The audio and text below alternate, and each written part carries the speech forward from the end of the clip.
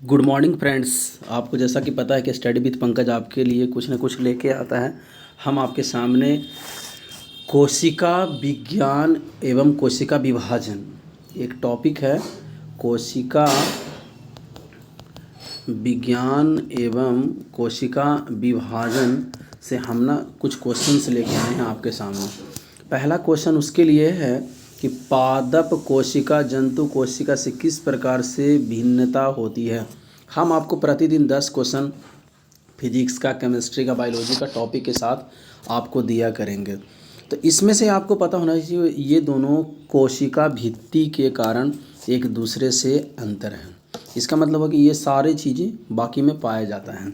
आगे आते हैं, हम देखते हैं दूसरा क्वेश्चन, कोशिका के शक्ति गृह किसी का स्रोत क्या है। यानी पावर हाउस ऑफ सेल की बात हो गई तो पावर हाउस ऑफ सेल आपको पता है कि माइटोकॉन्ड्रिया को कहा जाता है, आपको पता ही होगा, ठीक है। इसी में ये ऊर्जा के रूप में एटीपी है ना, एटीपी के रूप में काम करता है। इसको ना ऊर्जा ऑफ करेंसी भी बोलते हैं। तो आगे आपको पता ही है इसकी खोज किसने करा, आपको लिखना है कमेंट्स बॉक्स में। आपको अगर हम बता दें तो आपके लिए बता दूं, अल्टमैन ने इसकी खोज किया था। ये श्वसन स्थल में काम करता है ना। राइजोबियम आ गया। राइजोबियम को क्या कहते हैं? राइजोबियम को हम लोग प्रोटीन की फैक्ट्री कहते हैं। क्या कहते हैं? प्रोटीन की फैक्ट्री कहते हैं। तो आपको समझना चाहिए, अगर यहाँ गोल्जी बॉडी होता, गोल्जी बॉडी को क्या कहते थे? गोल्जी बॉडी को मेरे भाई आपको पता है ट्रैफिक इंस्पेक्टर ऑफ सेल कहते हैं। आगे बढ़ते हैं, आपको समझना है। नेक्स्ट क्वेश्चन है आपका 3rd नंबर, ध्यान देंगे हम लोग आपकी समझदारी के लिए कि निम्नलिखित में से किसकी उपस्थिति के कारण पादप कोशिका को प्राणी यानी एनिमल सेल से पहचाना जा सकता है। कैसे पहचाना जाएगा? इसको पहचानने के लिए कुछ सिस्टम है। आप लोग सोच रहे होंगे कि पढ़ाइए डीपली भी हम आपको ऑनलाइन आने जा रहे हैं, बड़ा जल्द में ही देखेंगे टाइम निकाल के अपने लिए। तो सेल बॉल होता है कोशिका भित्ति के कारण। अब आपके बारे में बता दूं कि कोशिका भित्ति की उपस्थिति के कारण पादप कोशिका प्राणी कोशिका की पहचान की जा सकती है, ठीक है। उसी प्रकार से पादप कोशिका में सेंट्रोसोम नहीं होता। क्या नहीं होता है? सेंट्रोसोम नहीं होता है। रसधानी होती है जिसको हम लोग बोलते हैं वेक्यूल्स, ये होती है। कोशिका भित्ति किसकी बनी होती है? तो सेलुलोज की बनी होती है। किसकी? सेलुलोज की बनी होती है, ठीक है। आपको ध्यान रखना है।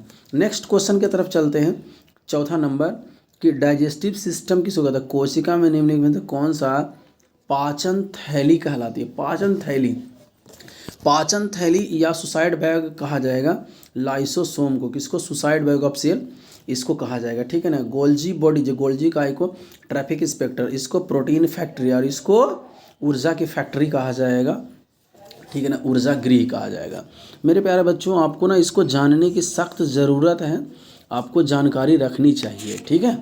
आगे बढ़ते हैं हम लोग और समझते हैं कि इसमें 24 प्रकार का आत्महत्या के थैली में 24 प्रकार के एंजाइम्स पाए जाते हैं, समझिए, इसीलिए आत्महत्या के थैली इसको कहा जाता है। अगला क्वेश्चन हमारा आगे के लिए है, आपकी समझदारी आ रही होगी, आपको समझना है, देखना है। अगला क्वेश्चन है यहाँ पे कि कॉर्क लिखा हुआ है,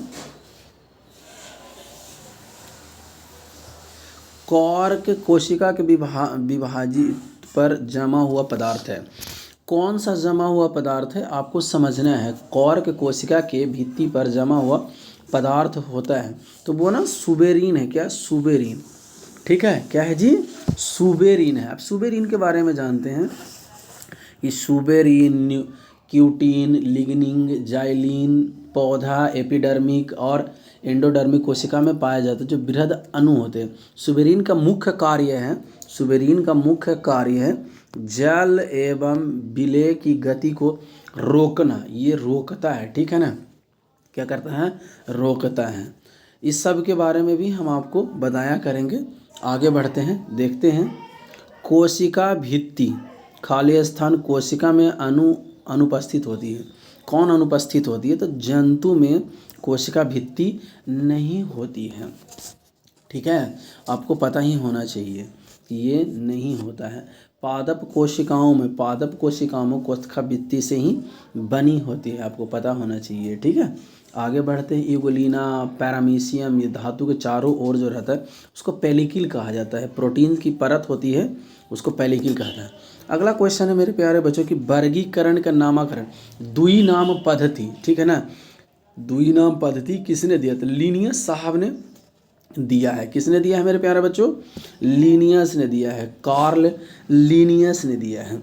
आपको पता होना चाहिए। इसमें होता क्या, बाइनोमियल क्रेचर इसको बोलते हैं। इसमें होता है कि जो जीनस होता है, जीनस का नाम होता है और दूसरा स्पेसीज होता है, स्पेसीज का नाम। लिनियस आधुनिक वर्गीकरण का जनक कहा जाता है। द्विनाम पद्धति में जैसे मनुष्य का नाम होमो सेपियंस है, तो होमो क्या हुआ, जीनस हुआ, और सेपियंस स्पेसीज कहलाएगा, ठीक है ना। अब जॉनसन, वाटसन, हुकर, इन सब के बारे में हम बाद में चर्चा करेंगे। आगे बढ़ते हैं, हम लोग देखते हैं कि कोशिकीय पूर्ण सशक्त की अवधारणा प्रस्तुत करने वाले वैज्ञानिक कौन हैं? तो कोशिकीय पूर्ण शक्ति को करने वाले जो बंदा है उनका नाम है हैवरलैंड। कौन है? हैवरलैंड ने 1902 में, कितना, 1902 में अवधारणा प्रस्तुत किया था। आपको पता होना चाहिए। ये भौतिकी यानी कि पादप भौतिकी के जनक कहा जाता है। क्या कहा जाता है? पादप भौतिकी के जनक कहा जाता है। आगे बढ़ते हैं, समझते हैं नेक्स्ट क्वेश्चन कि कौन से कोशिका अंग पादप जंतु के विभेद करता है, मतलब difference between plant and animals. अब इसमें आपको जानना है, इसमें आपको कोशिका भित्ति, बार बार हम कोशिका भित्ति पे कर रहे हैं, सेल बॉल के कारण, ठीक है ना, सेल बॉल के कारण। तो आपको पता चल ही गया आगे कि सेलुलोज की बनी होती है ना। राइबोसोम को फैक्ट्री कहते हैं, केंद्रक को क्या कहते हैं? तो इसको ना कंट्रोल ऑफ सेल बोलते हैं। कंट्रोल यानी कोशिका का नियंत्रण कक्ष कहा जाता है, ये नियंत्रण करता है, ठीक है ना इसको। आगे बढ़ते हैं, हम लोग समझते हैं 10वां नंबर क्वेश्चन। 10वां नंबर क्वेश्चन आपके सामने है कि कोशिकांग में डीएनए होता है। कौन से अंग में डीएनए होता है? पहले डीएनए का पूरा नाम होता है डीऑक्सी राइबो न्यूक्लिक एसिड, ठीक है ना। ये कोशिका अंग हमेशा केंद्रक में होता है, आपको पता है। ये दो चीज़ होता है, डीएनए और आरएनए होता है। हम अभी डीएनए की बात कर रहे हैं, ठीक है। आगे बढ़ते हैं, हम लोग समझते हैं। इसकी खोज वाटसन क्रिक्सन ने डीएनए की जो अनुसार डीएनए है वो 20 एंगस्ट्रम का होता है। कितना? 20 एंगस्ट्रम का होता है। एक टर्न की लंबाई कितना होता है? तो 34 डिग्रीज होता है, जिसको ना 10 इसमें 10 बेस पेयर होते हैं, ठीक है। तो अभी हम फिलहाल आपको इस तरीके कर रहे हैं, फिर आपको कुछ दिन बाद हम उसको आपको पढ़ाएंगे। डीएनए होता है वो एक बहुलक है, एक अणु का। आगे बढ़ते हैं मेरे प्यारे बच्चों कि किस कोशिका अंग को कोशिका का आत्महत्या की थैली, अभी हम बताए थे कि आत्महत्या के थैली हम लोग किसको बोलते हैं? लाइसोसोम को। डी डूब कहता है कि डूब जाए, है ना, आत्महत्या के थैली किसको कहते हैं? डी डूब को आत्महत्या का थैली। इसमें होता क्या है? तो इसके अंदर हाइड्रोलैक्सिक एंजाइम होते हैं। क्या होते हैं? हाइड्रोलैक्सिक एंजाइम से भरे होता है और यही एक गोलाकार रचना होती है, ठीक है। डी डूबे ने इसकी खोज की है। इस सेशन का अंतिम क्वेश्चन आपके सामने है, इसको सही क्रम में लगाना है। सही क्रम का सेंस का मतलब हुआ कि कौन किसके बाद आएगा। जैसे लिखा हुआ है सेल, कोशिकाएं, ऊतक, अंग प्रणाली, ये जो है ये सफिशिएंट है। सबसे पहले ऊतक जो है इसकी मानव शरीर में ना असंख्य कोशिकाओं से बना, आपको पता है, मतलब कि बहुत सारा कोशिका शरीर की एक इकाई है और ये ना बहुत मतलब छोटे छोटे टुकड़ों में बना हुआ है। ऊतक शब्द यानी कि टिश्यूज जिसको बोलते हैं, ऊतक जो शब्द है ये ना बीचट, एक साइंटिस्ट हैं जिनका नाम है बीचट ने किया था। समूहों का अंग, ऊतकों को समूहों का अंग कहते हैं, ठीक है। तो आपको समझ में आ गया। अगर किसी तरह का कोई तकलीफ है, परेशानी है, अगर आपको कुछ क्लास चाहिए फ्री का, तो टेक्नीशियन के लिए और ALPA के लिए हम आपको बेहतर गाइड कर देंगे। आपके लिए सारी सेवाएं बिल्कुल फ्री, आपके गाइड है, टेंशन लेने की ज़रूरत नहीं। आप हमसे आके हमारे पास आप सेट प्रैक्टिस भी कर सकते हैं, है ना। तो आपको कोई भी दिक्कत परेशानी हो तो आप हमें एक नंबर है 8295042388 पे निःशुल्क, कोई शुल्क नहीं, आप हमसे अपने बारे में परामर्श ले सकते हैं।